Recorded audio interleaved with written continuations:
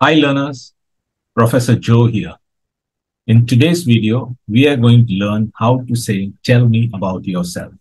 So before getting into the video, I would like to share my experience. I have over 30 years of work experience. I have worked in global companies as well as in Indian companies. And in the last 10 years, I have been purely into training and placement business. One of the major challenges I have seen that students face is how to handle an interview. We have spent hours preparing students to get them to crack the interview. Let us see what is the science behind cracking an interview. The most important thing that a student or a learner must understand is why an interview is being taken. So the HR manager or the interviewer is looking at few important things like, are you the right fit for the role? Do you carry the personality for the role? Are you able to communicate your skills to the HR manager? And if you are hired, do you have the skills and attitude to grow within the organization at senior roles like senior manager, vice president, president, or at CXO levels? So this is what the HR manager is looking at. So let us see what are the basic questions that are asked in an interview. The basic questions like, tell me about yourself. What attracted you to apply for this role in our company? Why should we hire you? What are your weaknesses? Describe yourself in 3 words. What is your salary expectation? Where do you see yourself in 5 years? Tell something about yourself that is not on your resume. These are some of the basic questions. We will look at each question one by one, how you are supposed to answer them. Other than the basic questions, there are some other preparation also that a learner or a student have to do before they go for an interview, like preparing their CV, preparing for their dress code, understanding the company details, understanding the job description. If it's a face-to-face interview, how are they going to get themselves prepared? If it's an online interview, how are they going to get themselves prepared? How many mock interviews should a student or a learner take before going for the actual interview? And what are the things you must avoid saying in an interview? So preparing for an interview is a 360-degree preparation. It's not just tell me about yourself. Tell me about your step is the first part. We will discuss that in today's video in detail. Now, the most important thing in tell me about yourself is preparing yourself. So there's a lot of preparation that you have to do before you come to the final cut. So on the final day of the interview, example, if you are in an online interview or in an offline interview, first thing is acknowledging and greeting the person. Like, good morning, sir. Good morning, ma'am. Or if it's a group of people, saying, good morning, everybody. That is part 1. Second, telling your name. For example, if your name is Rahul Sharma, so you have to say, hi, my name is Rahul Sharma, and I come from the financial capital of India, that is Mumbai. So you have to tell your name and from where you are coming. But when you're telling the place name, add something to it. Like I said, my name is Rahul Sharma, and I come from the financial capital of India, that is Mumbai. This gives an idea to the HR manager that you are really proud of where you're coming from. The next step in tell me about yourself is you have to speak about your experience or your education qualification. Now, if you are having work experience, you start with your work experience. Say example, I have 3 years of work experience in the banking industry, and I have handled roles like trade finance, credit and risk.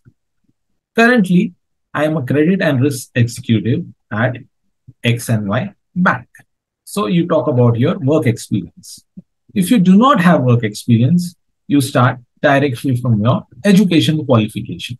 If you have completed your graduation, you can say, I've completed my graduation in BCom from so-and-so university with so-and-so grade. So always start with your highest qualification coming down. And I've completed my HSC from so-and-so university with so-and-so grade.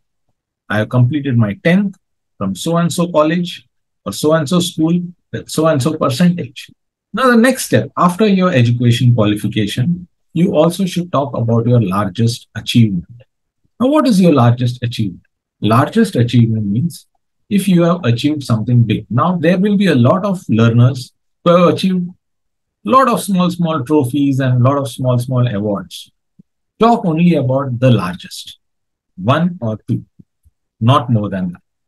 So, for example, if you've been a cricket player and you've been a cricket captain in your college, you can say that, yeah, I have represented my college in cricket team. I have been the captain and we have won the inter-college championship.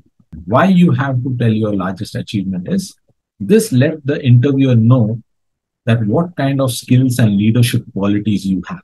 The next is if you have done anything extra for your career preparation, like if you have done a Microsoft Office course, or if you have done a course in NSC, BSc, if you have done a course in software development, if you have done anything that can enhance your career in the future and you have a certificate for it, then you should talk about that. That is the next part.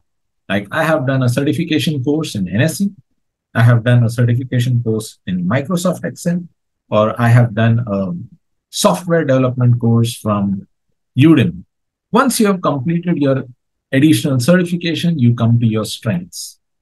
So when you are talking about your strengths, you must know what is the job description, because your strengths should be your strengths, but it should also be related to the job description. So for example, in the job description, they're looking for somebody with good communication skill, good interpersonal skills. And if you have those skills, you have to add that in your strengths.